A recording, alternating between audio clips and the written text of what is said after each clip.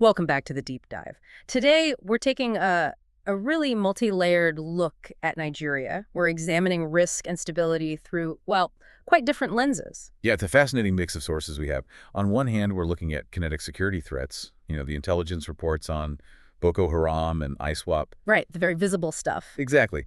But then we pivot completely to these specialized risk assessments and governance reports focusing on something much quieter but just as deadly: road safety.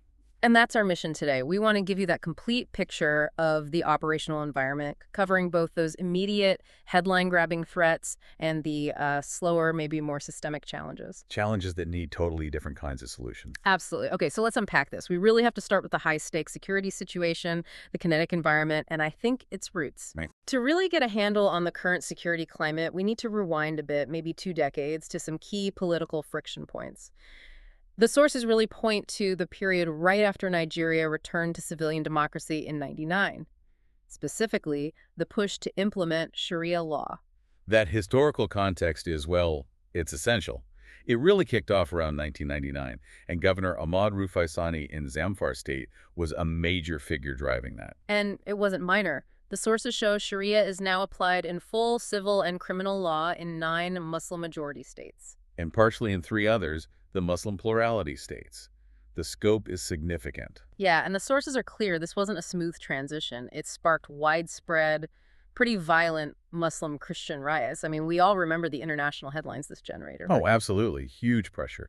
Think about the cases of Safia Husani and Amina Lawal sentenced to death by stoning. That caused global outrage. And those sentences were eventually overturned, thankfully. They were.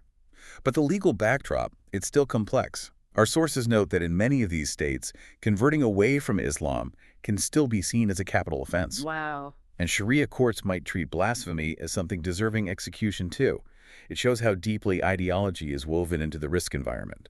It absolutely does. And that kind of ideological friction, well, it provides fuel for groups like Boko Haram and ISWAP, doesn't it? Exactly. So focusing on the reports detailing the violence, particularly from the first half of 2021 in our sources, what were their tactics like? How are they operating strategically? Well, the violence seems really calculated, designed for maximum psychological impact, maximum chaos. Offense. We see insurgents infiltrating towns like Gaidam. They didn't just attack, they abducted the district heads, stole supplies. It paralyzes local life. Undermining governance right at the local level. Precisely. And then you have horrific examples, like in Cameroon, a female suicide bomber killing 14 civilians. 8 of them were children. It shows a chilling willingness to target the most vulnerable. And the tactics themselves. I mean, the sources mention this back-to-back blast strategy. That sounds particularly insidious. It is. It's designed specifically to kill rescuers. You have the first blast, people rush in to help the wounded. First responders, neighbors, police. Exactly. And then the second explosion hits them. It's incredibly effective at maximizing casualties and just instilling terror, making people afraid to even help each other. In the military, they've obviously been hit hard by this too. Oh, definitely. The sources detail significant losses. Just in January 2021, ISWAP ambushed a Nigerian military convoy, killed 13 soldiers. And that wasn't isolated. No, not at all. Subsequent IED attacks were relentless. Over 30 soldiers killed in Gorgi, another 20 in Matari. They target the military directly, but their impact on civilian life and overall stability is just immense. Okay, so that's the insurgency picture. Shifting gears slightly to general security warnings. The travel risk assessments we looked at are blunt. Very blunt. Risk classified as HIGH. Explicit advice against all travel to large parts of Nigeria. And it's not just about terrorism, is it? The sources detail widespread general crime, too. Yeah, high levels of violent street crime, muggings, armed robbery. Carjackings are frequent, especially, the reports say, on rural roads. But here's where things get really, really concerning, where the threats sort of blend. The likelihood of terrorist kidnap. It's classified as high and critically widespread. It's not confined to one region. It can happen anywhere.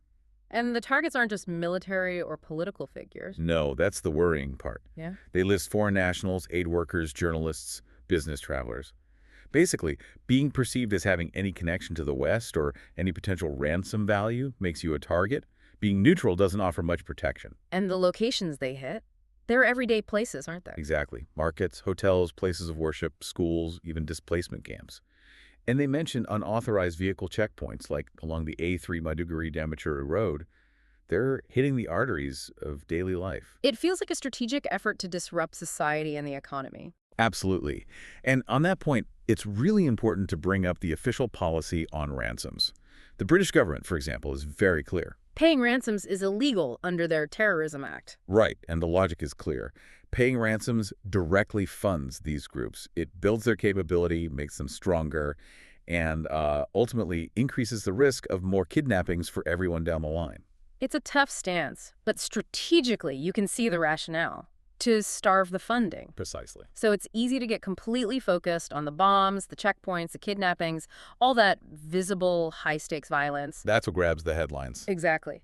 But our sources compel us to make a sharp pivot now. We need to talk about a much slower, quieter crisis, one that's actually more lethal overall in terms of numbers. Road safety management. If terrorism is the acute trauma, this is like a chronic, underlying condition draining the country's health. That's a good way to put it, because while the world watches the insurgency, the sheer scale of road traffic injuries is, frankly, staggering. The data is stark. It's the 7th highest cause of death for Nigerian adults aged 15 to 49. Just pause on that. For adults in their prime working years, traffic accidents are a bigger killer than many diseases we hear much more about. It's horrific. It really is. And the economic fallout is almost unbelievable. Yeah, get this. The sources estimate the socioeconomic cost of crashes back in 2016 was $29 billion US. Billion, with a B. That was over 7% of Nigeria's entire GDP for that year. 7% of GDP wiped out by road crashes. Think about what that represents. Resources not going into education, healthcare, infrastructure, stability. It's a massive, massive brake on national development, fueled by preventable tragedy. It's clearly not just a traffic problem, it's a core economic and development challenge. Absolutely fundamental. So how is Nigeria trying to tackle this? They set up a rather unique structure, didn't they? The Federal Road Safety Corps, the FRSC. Yes, and the term the sources use is single organizational model. What does that mean in practice? It means the FRSC is almost unique globally because it bundles nearly everything related to road safety under one roof.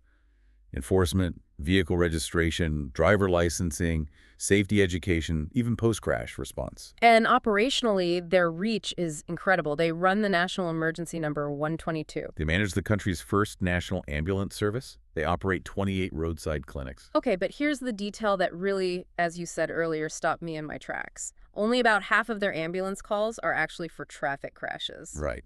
The other dominant need they're responding to: maternal care. Wait, seriously, the Road Safety Agency is effectively acting as a critical part of the public health system for things like childbirth emergencies. That's what the data indicates. It shows just how stretched basic services are that the Road Safety Corps has to step in to fill these fundamental gaps. That speaks volumes about the underlying pressures and maybe the overwhelming mandate placed on the FRSC. It illustrates it perfectly. They have this powerful, consolidated structure, but the operational reality is immense. Which brings us to the friction points. Why, with this unique model, are the outcomes still so tragic? Let's start with enforcement. The 2019 data paints a clear picture of compliance issues. Speeding was the biggest single cause of crashes, right? Yeah, almost half, 47.9%, followed by things like wrongful overtaking and dangerous driving. And who's involved in these crashes? The sources point heavily towards commercial vehicles, involved in a shocking 60% of all crashes. That screams for targeted enforcement and better regulation of professional drivers. And what about vehicle standards? Nigeria has rules like banning imports of cars older than 15 years, and they've signed up to UN road safety conventions. They have the framework on paper, but roadside checks, they show persistent noncompliance, missing speed limiters, bad tires, faulty lights. It seems the rules exist, but consistent, rigorous enforcement is the weak link. The Achilles heel, maybe? And driver licensing. That's another area flagged for improvement. Definitely. The current system needs upgrading. Things like graduated licensing for young drivers, standard practice elsewhere aren't really in place. And then there's alcohol. Ah, yes, the BAC limit, 0.05 G100 millil, needs stricter enforcement, the sources say? Critically stricter, because look at the numbers. Alcohol is a factor in nearly 35% of female road traffic injuries and over 41% of male ones. That's huge. You simply can't address the road safety crisis without tackling impaired driving head-on. Impossible. Okay, so that's drivers and vehicles. What about the roads themselves? The infrastructure? How does the engineering side stack up? It's a mixed bag, according to the assessments. Hmm. The institutional setup federally is rated adequate. That's a decent starting point. But The technical capacity, especially down at the state level, and the coordination between different levels of government, that's rated as weak. and what does weak mean in practice on the ground? It means current practices are heavily reactive. They basically wait for crashes to happen, count the bodies or serious injuries, and then go identify the dangerous spots. So they're fixing problems after people have already died or been maimed instead of preventing them. Exactly. They're missing the proactive tools. Things like formal road safety audits, standard in many countries to check designs before construction, are lacking. And systems like IRAP, the International Road Assessment Program, which proactively rates the safety level of existing roads. Let me guess. Not used. Not utilized. Yeah. So they don't have a systematic way to know how risky their roads are before the crashes pile up. And failing to build safety in means you need huge amounts of money to retrofit it later, right? Colossal amounts. The estimate to get roads up to a basic 3-star safety rating by 2030, just under $3.8 billion US dollars, just for infrastructure fixes and speed management. 3.8 billion. And that's not all. No, the draft National Road Safety Strategy 2 estimates needing another 475 billion Naira. That's about 1.25 billion US dollars over just the first 4 years of that strategy. Wow. Finding that kind of money consistently is a massive challenge in itself. Huge. And it requires dedicated, reliable funding mechanisms. But this brings us to another major problem: data. Ah, the data challenge. The FRSC has its own system, right? The RTCIS. It does. But there's a fundamental gap: the detailed crash data form they developed. It's not mandatory for all police forces to use. So the police who report a lot of crashes might just be sending in basic numbers. Often just composite figures, yeah. Yeah. Especially for crashes off the main federal highways. This means the data is incomplete, unreliable. It particularly hides the true scale of the problem in rural areas. And there are integration issues, too. Big time. The national databases for vehicles and drivers, the ones you'd need to track unsafe vehicles or repeat offenders, they are not linked to the crash database, the RTCIS. So you can't connect the dots. You can't see if the same badly maintained truck keeps causing crashes or if the same driver is involved multiple times. Exactly. It prevents the kind of deep analysis you need for truly effective targeted interventions. You're flying partially blind. We should quickly mention education, though. That's one area the source is actually rated quite positively. Yeah, very good overall. They have road safety in the school curriculum, a dedicated national radio channel, social media presence. It's robust. But even there's a gap noted for rural areas. Right, a need for a specific rural road safety education strategy.